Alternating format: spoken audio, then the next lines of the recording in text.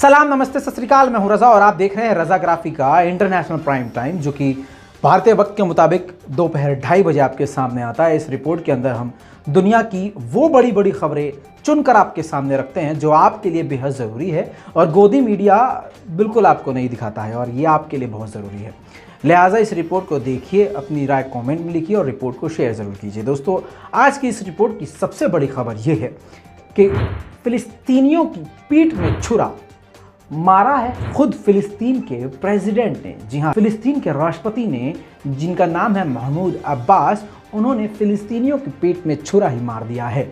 आपको बता दूं कि फिलिस्तीन के राष्ट्रपति इस वक्त इजराइल के डिफेंस मिनिस्टर से उनके घर जाकर इजराइल के अंदर उनसे मुलाकात करते हैं।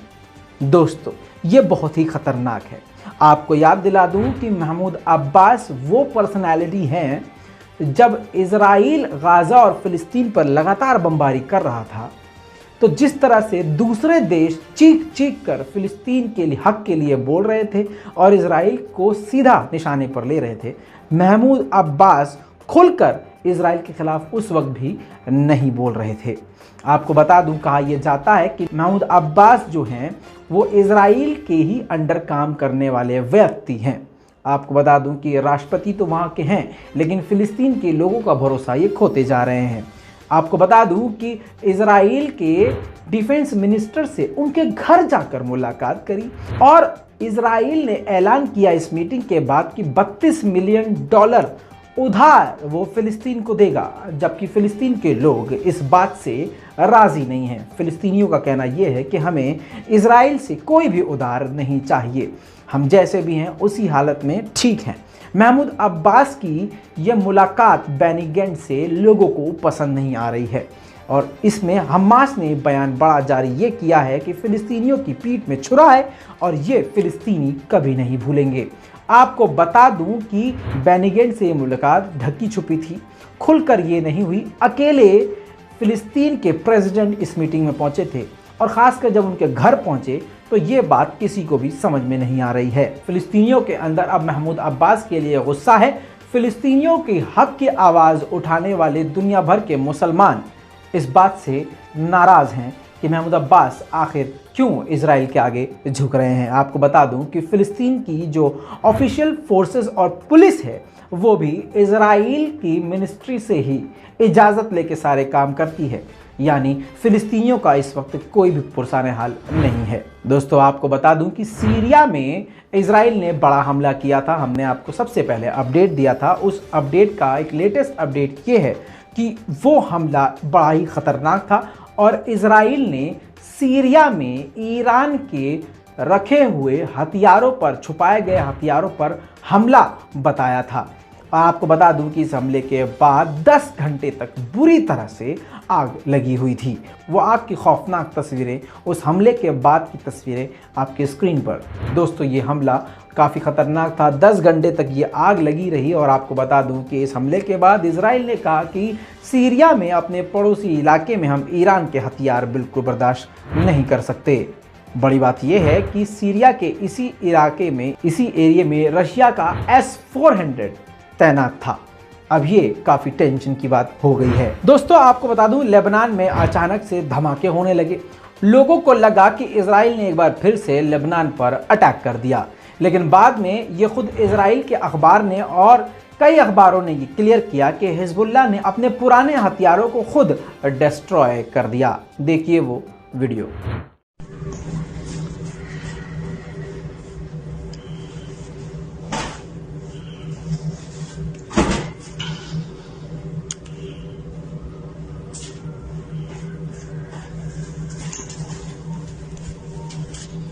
दोस्तों, ये वीडियो सोशल मीडिया पर वायरल हो चुका है और अब ये कहा जा रहा है कि हिजबुल्लाह के पास इससे ज़्यादा घातक और ख़तरनाक एडवांस हथियार हैं, जिसकी वजह से अपने पुराने हथियारों को ख़त्म कर रहा है। दोस्तों, अगली खबर आपको ईरान के न्यूक्लियर टॉक पर देना चाहता हूँ। अमेरिका ने यह जानकारी दी है कि जो न्यूक्लियर टॉक है उसमें बदलाव हुआ है, थोड़ी वृद्धि हुई है, यानी आगे बढ़े हैं। थोड़ा सा हम लोग पॉजिटिव तरह से आगे बढ़े हैं, यानी अमेरिका ईरान के साथ 2 कदम आगे बढ़ा है। लेकिन जो वेस्टर्न कंट्रीज़ हैं वो ईरान के खिलाफ हैं पूरी तरह से, और ये ईरान के लिए एक बड़ी चेतावनी है।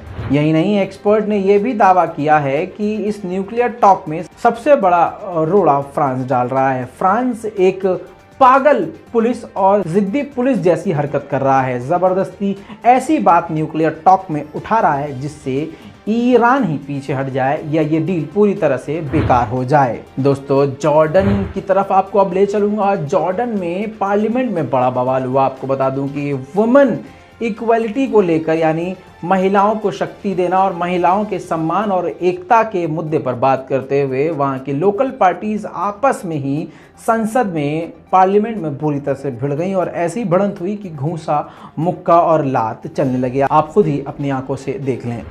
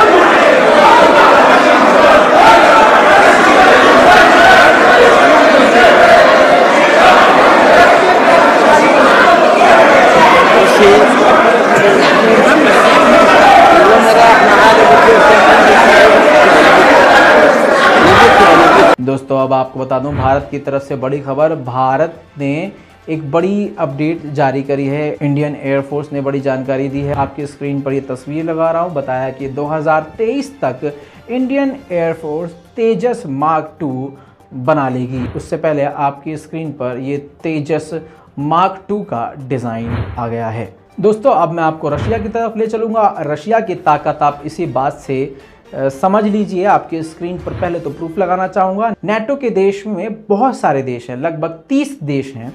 इन 30 देश के अंदर जितने भी एयरक्राफ्ट फाइटर जेट हैं, 80% उन्होंने सिर्फ रशिया को रोकने के लिए उड़ाए हैं। समझिए, एक रशिया और दूसरी तरफ 30 देशों का ग्रुप, और उन सबके फाइटर जेट सिर्फ इसलिए हवा में 80% उड़े ताकि रशिया को रोका जा सके। रशिया को गिरा कर रखने की, दबा कर रखने की ये नाकामयाब कोशिश नाटो की तरफ से लगातार हो रही है, लेकिन रशिया काफ़ी तेज़ी से तरक्की कर रहा है। आपको बता दूं, नाटो ने जानकारी दी है 370 बार ये जो इन्होंने अपने जहाज़ उड़ाए हैं, जिनमें से मतलब टोटल जो इनके फाइटर जेट उड़े हैं वो 370 बार उड़े हैं, और 370 मरतबा में से 290 मरतबा सिर्फ रूस को रोकने के लिए ही ये जहाज़ उड़े हैं। ये है रशिया की ताकत, और ये सिर्फ 2021 का अपडेट आपको दे रहा हूँ। 2021 में 80% नाटो के जहाज़ इसलिए उड़े कि वो रूस के जहाज़ों को रोक सकें। दोस्तों, अब मैं आपको बता दूं, यूक्रेन की तरफ आपको ले चलूं। यूक्रेन के खिलाफ रूस ने अपनी सबसे घातक, सबसे खतरनाक डिफेंस सिस्टम तैनात कर दिया है। अभी तक हम S-400 की बात करते थे, S-500 की बात कर रहे थे, और हमें लग रहा था कि S-500 बना रहा है, जिसमें मैंने आपको अपडेट दिया था कि वो भारत को S-500 दे सकता है डिफेंस सिस्टम रशिया। ऐसे में उसके पास तो S-550 भी मौजूद है। हमें मालूम ही नहीं था। ये हमारी गलती है, हमारी कमियां हैं। हम सीखते हैं, ऐसे ही सीखते हैं, और इंशाल्लाह सीख कर आपको बताते रहेंगे। रूस के पास 550 भी है, यानी 550, S-550 भी है, जिसकी ताकत ये है कि सैटेलाइट को ये एक झटके में तबाह कर सकता है, अंतरिक्ष में जाकर हमला कर सकता है। सुपरसोनिक मिसाइल को भी ये पलक झपकने से पहले तबाह कर सकता है। अमेरिका के सबसे घातक फाइटर जेट विमान F-35 विमान को मक्खी की तरह मसल सकता है। इस खतरनाक, दुनिया के सबसे ताकतवर, सबसे खतरनाक डिफेंस सिस्टम को, S-550 को यूक्रेन की सीमा की तरफ रवाना कर दिया है। ये लेटेस्ट अपडेट। दोस्तों अब मैं आपको ले चलूंगा तुर्की की तरफ। तुर्की ने यह बयान जारी किया है कि हमने अपने बॉर्डर पर दीवार बनाकर 1,20,000 ईरानी घुसपैठियों को रोका है, यानी जो ईरान से या ईरान में परेशान हैं, गरीब हैं, भुखमरी है, नौकरी नहीं है, बेरोजगारी है, वो लोग जो इलीगल तरीके से बॉर्डर क्रॉस करके आ जाते थे, उनमें से 1,20,000 ईरानियों को तुर्क सेना ने रोका है। दोस्तों आपको अगला अपडेट दे दूं कि रशिया पहुंचे थे ताजिकिस्तान के प्रेसिडेंट, जिन्होंने रूस के साथ कई लंबी चौड़ी मीटिंग करी और दोनों के बीच में एक बड़ी डील हुई, सहायता डील, जिसके बाद रूस ने और भी बड़े बड़े हथियार ताजिकिस्तान भेज दिए हैं और ताजिकिस्तान पूरी तरह से तालिबान के खिलाफ है। अब आप समझ सकते हैं कि तालिबान के खिलाफ बड़ी मदद ताजिकिस्तान को रशिया ये कहकर दे रहा है कि हम उनके देश की सुरक्षा के लिए हथियार दे रहे हैं। दूसरी तरफ रशिया तालिबान को भी सपोर्ट कर रहा है।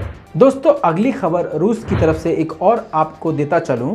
रूस में बड़ा बवाल हो गया है। आम जनता सड़क पर उतर आई है, रूस के खिलाफ प्रदर्शन कर रही है। क्यों? रूस की सबसे पुरानी human right organisation memorial international को रूस की सरकार ने बंद कर दिया है, जो खुद रशियन पर ही सोवियत क्राइम की इन्वेस्टिगेशन करती थी और उनके जितने भी रशियंस के क्राइम होते थे, चाहे वो नेता हो, चाहे बड़े से बड़े नेता हो, गरीब से गरीब हो, कोई भी हो, अगर क्राइम किया है तो उसके खिलाफ वो इन्वेस्टिगेट करती थी और उसको सज़ा मिलती थी। ऐसी संस्था को पूरी तरह से बंद कर दिया है रूस ने, जिसके बाद रशियन जनता सड़कों पर उतर आई। दोस्तों आपको बता दूं कि रशिया में ज़बरदस्त तरीके से प्रदर्शन जारी है। पीछे तस्वीरों में आप देख रहे हैं लगातार। आपको बता दूं कि 24 घंटे अब लगातार रूस में प्रदर्शन जारी है। रूस का जो माहौल है उस वक्त काफ़ी ख़तरनाक स्थिति में पहुंच चुका है। इतना ही नहीं, आपको बता दूं कि अमेरिका के फॉरेन मिनिस्टर ने ये वहाँ की जनता के साथ नाइंसाफ़ी बताई है, रशिया के लोगों के साथ नाइंसाफ़ी बताई है। जाहिर सी बात है अमेरिका पूरी तरह से दुश्मन है रशिया का, तो जाहिर सी बात है वो इस मामले में ज़रूर बोलेगा। दोस्तों हमारे भाजपा की ही फ़ैन चीन की गवर्नमेंट लगती है। आपको बता दूं कि जो भाजपा वाला वायरस है वो चीन की गवर्नमेंट में भी नज़र आ रहा है। हांगकांग के अंदर एक न्यूज़ वेबसाइट थी, अचानक से 200 चीन की मिलिट्री और चीन की पुलिस उस वेबसाइट के ऑफिस में घुस जाती है और 6 पत्रकारों को, जर्नलिस्ट को, वहाँ पर काम करने वालों को अरेस्ट कर लेती है। आपको बता दूं कि वहाँ की एक बड़ी वेबसाइट थी जिसको एक काफ़ी बड़ा झटका लगा है। चीन के अंदर आप समझ सकते हैं आज़ादी नाम की कोई चीज़ नहीं है। भले ही चीन काफ़ी ज़्यादा तरक्की कर रहा है, लेकिन वीगर मुसलमानों के ऊपर जुल्म और इस तरह से जो चीन की सरकार के ख़िलाफ़ आवाज़ उठाते हैं और गलत नीति पर बोलते हैं, उनके साथ ऐसी कार्रवाई से साफ जाहिर होता है कि मोदी जी बेस्ट फ्रेंड हैं शी जिनपिंग के। दोस्तों अब मैं आपको ले चलूँगा पाकिस्तान की तरफ। पाकिस्तान के नेता ने एक बार फिर से बड़ा बयान दिया है। पाकिस्तान की तरफ से बयान आया है कि तालिबान पाकिस्तान के लिए बड़ा ख़तरा है। उन्होंने कहा कि हमें जिन्ना का मुल्क वापस चाहिए।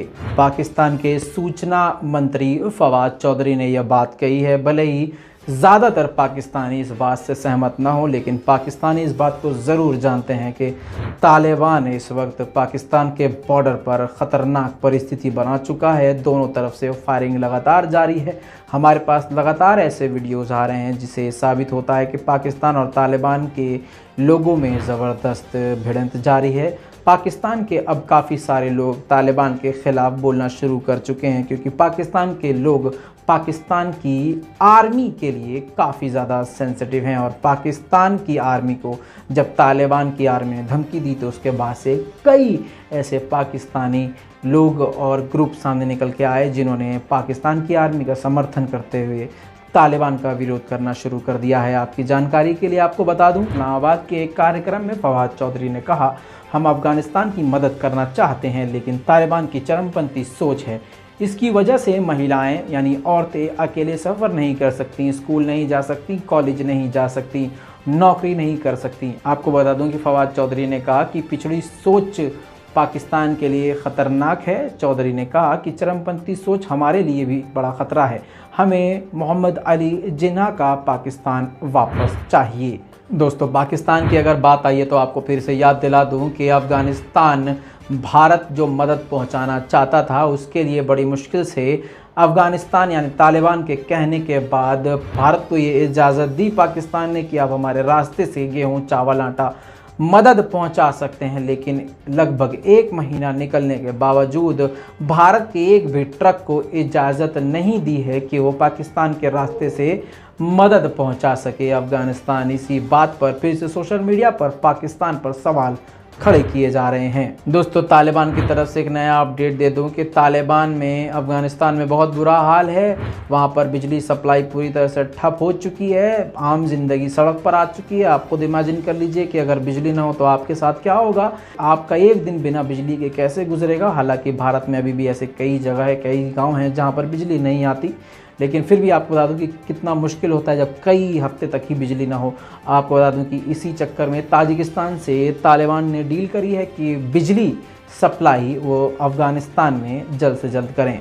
दोस्तों, ये थी अब तक की पूरी दुनिया की बड़ी बड़ी खबरें हमारे इंटरनेशनल प्राइम टाइम में। आपको ये खबर कैसी लगी, इस खबर की सबसे अहम बात आपको क्या लगी, अपनी राय कमेंट में ज़रूर लिखिएगा। रिपोर्ट को शेयर कीजिएगा। मैं हूँ रज़ा और आप देख रहे हैं रज़ाग्राफी। जय हिंद।